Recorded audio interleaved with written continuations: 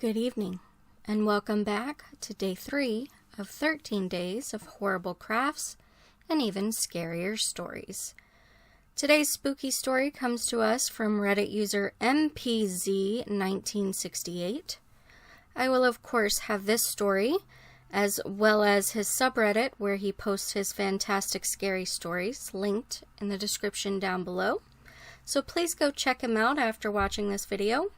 For now, sit back, relax, and enjoy. Midnight Visitor. Last night, while sleeping upstairs in bed, I was startled awake by the sound of something heavy hitting the living room floor. Mere seconds went by, then the sound of what appeared to be a chair falling over. I just laid there, too afraid to get up. All I could do was listen. I started to hear footsteps moving slowly throughout my house. After a few seconds, I heard the sound of a plate crashing to the floor in the kitchen. Is someone in my house? Do I have a poltergeist? Am I gonna die? These questions raced through my head. I thought about calling 911, but I realized I couldn't because I accidentally left my phone in the car like an idiot. Lightning crashed outside my bedroom window, lighting up the skies as the thunder roared on and the rain came pouring down. For a moment, my mind got swept away in the soothing sounds of the falling rain. I started to doze off again. I was just about to fall back asleep when the sound of creaking steps jolted me conscious from my rain-induced slumber. Someone or something was coming up the stairs.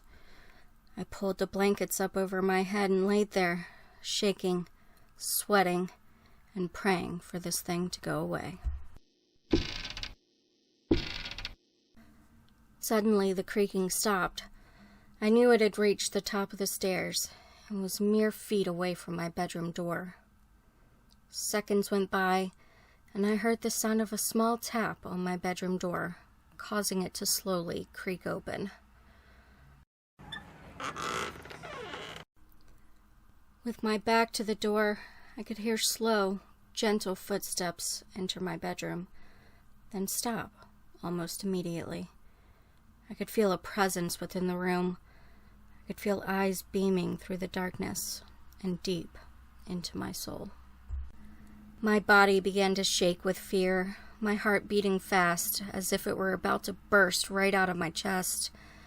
Another lightning crash frightening me. I screamed.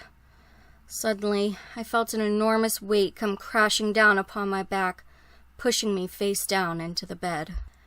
This thing was now on top of me. I screamed again. I started to squirm in a feeble attempt to free myself. I screamed at it, "Stop! Get off of me!" But it didn't stop. It didn't move. I felt its forearm land hard on the side of my head, forcing my face down into the pillow.